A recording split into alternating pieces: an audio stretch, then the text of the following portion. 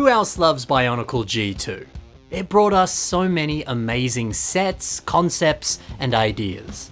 And those Uniter characters, ooh, they are phenomenal. But what if they could be built better? Well, in this video, let's check out some revamps of all 6 Toa Uniter characters. And then we're going to see if they are indeed built better. Let's check them out. We're going to start off with a truly amazing revamp of Kopaka Uniter, and this is built by Hans Brick. It's quite fun to look at this and see the similarities to the original. The right shoulder, it's got 2 of those Skrull armor pieces, which of course the original set had, except they were distributed across both shoulders. But what a great choice to change things up and have them facing the opposite direction, putting them upright like that. The spikes, the way they flare up, it just looks incredibly dynamic. The vibe of it pairs quite nicely with the silver jagged lines that are on the very top of his mask. It's a nice fit. They go well together, don't they? The blade on Kopaka's sword is also pretty similar to the original set. It's using essentially the exact same piece, but stripping away the double-bladed effect and the whole rest of the sword. So yeah, I guess it's a bit of a downgrade, but now it's coming out of his wrist. I don't care who you are, that looks amazing. And how delightful to see the return of his shield. This of course is the shield from his original Master's form, not the Uniter version. But see, I love revamps that blend together a healthy mix of different versions of the character. I just think that's nice to see. It's also nice to see the Brain Attack Breeze mask, this one that you're seeing on your screen. I'm a big fan of this mask. It's nice to see 2 of them being used for knee pads. I did not expect to see the mask used in this way, but yeah, that's a great use for it. Hey, dude, this Kopaka looks awesome. And then to contrast Kopaka's cool and sleek and clean vibe, let's check out a hot, heated, and jagged version of Tahu. And this is made by Jack Frost. Here's another side-by-side with the OG set and this wonderful mock.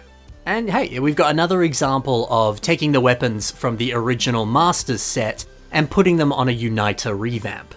I don't know, man, there's something about that that really, really works. Perhaps you could do the same thing with the other Uniter characters. Now, something else I love here is the inclusion of all of this black. How good is that? It's so original, it's so fun. Tahu has used his fire powers to fashion himself some volcanic rocks along his boots and his arms.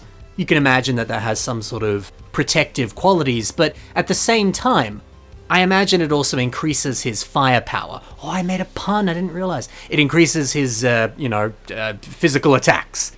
When he kicks people, when he punches people, it probably hurts a lot more because there's rocks on his body. I don't know, man, I think that's awesome.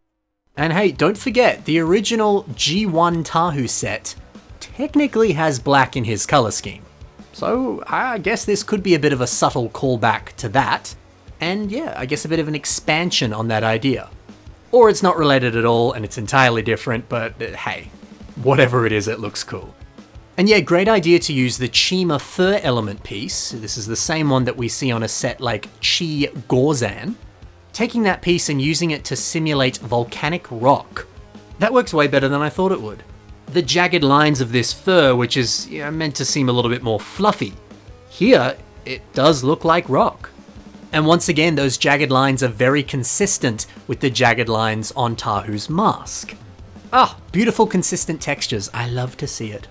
The next one here is Gully Prime, and this was built by Valhalla Mox. I've definitely said it before, I love the orange highlights on Gully Uniter. I've always seen this as coral that she's fashioned into armor, but at the same time, the orange color reminds me of like the Coast Guard. It reminds me of flotation devices or just some type of swimming wear that you would see on an Olympic swimmer or a diver. That kind of thing. And with that in mind, the inclusion of that orange torso armor, it actually kind of looks a little bit like a life jacket, doesn't it? See, stuff like that is always nice to see. It looks nice as armor detail, it physically and aesthetically is dope. But it also ties back into her elemental water powers. There's backstory elements behind it. I always think that's such a nice touch and a great way of showcasing who this character is. Perhaps you can find other creative ways of conveying a character's elemental powers next time you build a revamp. I'm also pleasantly surprised by the inclusion of so much silver on this. It is certainly a lot more than the original set had, and yeah, I don't know, there's something about that that just works. To me, the aesthetic of the Uniters is one of entering your final form. They've become one with nature. They're just oozing with raw power. Crystals are growing out of their body. The power is solidifying and physically being shown on their body. So I don't know, a heavily silver color scheme? There's something about that that does scream skill and power. I think it kind of ties in with the school of thought that I'm seeing on the Uniters. In my eyes, anyway. There's something very ultimate about that. Over to Shubi 4000 and their creation that's called Notu Phatu.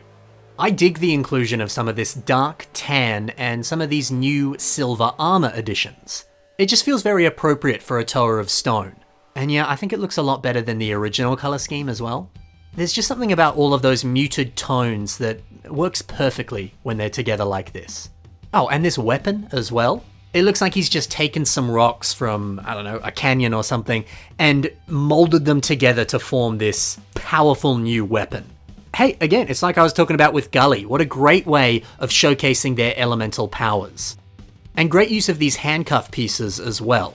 These handcuffs, of course, came in a lot of the breakout sets. A lot of the heroes had them so they could arrest the bad guys. But yeah, tying it to a hammer so that he can kind of swing it around or launch it forward and pull it back. That's a good idea. Plus too, going back to that color scheme, it kind of reminds me of like barbarians who wear like fur pelts and very fancy looking armor. Oh, that's a nice fit for Phatu. Moving on over to Honoa, Uniter of Earth. This is by Stereod. So often you see a lot of people complaining about the Uniter sets. And the most typical complaint that I see is that they're such busy sets. There's just too many colors, there's too much going on. It's just a lot. So seeing this here, which is a very stripped back version of the original set, it's kind of refreshing. Because here we're getting a lot of the charm of that original set, but also a lot of the charm of the original Masters version of Honoa. It's a stunning union of both of them rolled into one. And you know, I think an unprinted torso or an unstickered torso, just pure blank like this, a lot of this clean armor placement, all of this, it does wonders for the mask. Because the design of this mask, naturally it's very detailed. We've got flowing lines coming out of the back. The color changes from gold to purple. The lines on the cheeks, they flare down in a very dramatic way. And then he's got all these different dots around the mouth area on his face. There's just a lot going on. I don't say any of this like it's a bad thing. I love how this looks. But yeah, naturally this is a very busy mask. But now, the details of this mask, they don't clash with the rest of his very busy body design, like it did on the set. Now that the body is less busy, the mask doesn't get drowned out. Now I can actually appreciate it for the beautiful mask that it really is. I like a simplistic Honoa. This is really good. Let's finish up with one of my favorites. This is my boy Liwa, and it's built by Deca Corridera. But okay, technically it's not Liwa. This is a completely different character, but I mean, come on. You can't deny the similarities. This basically looks like Liwa. And hey, even if it's not, there's still heaps that we can learn about, which will help us if we're building a Liwa revamp. What a genius idea to turn the Uniter's weapons into wings. These pieces make for far better wings than I would have expected. Partnering them together like this is maybe something you should do yourself. I also love the armor as well. Turning it into some kind of flight suit? Yeah, it's a good choice. I wouldn't be surprised if this could like transform into a fighter jet. Obviously it can't, but oh, what a great idea. But the aesthetic of it, it just feels like a fighter jet, doesn't it? And then nice idea too to add in these silver dino tail elements on the torso. The way that they kind of flare upwards and curve along the shoulders. Yeah, something about that feels so free-flowing and aerodynamic. It's perfect for a Tower of Air. Although technically this is a Tower of Jungle or a Uniter of Jungle. So I guess he's not a Tower of Air, but I mean, come on. In G1, he was a Tower of Air, and he was always hanging out in the jungle. I don't know, in the world of Bionicle, I always saw those two things as the exact same element. So, you know, I think this still works. Oh, and then check out these wrist weapons. This is, I guess, a slightly lesser known Bionicle piece.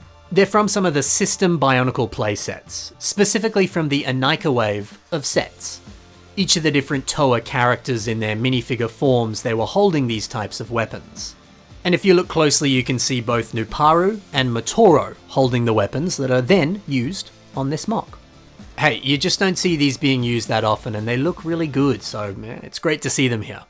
And it's great to see a really, really good mock like this.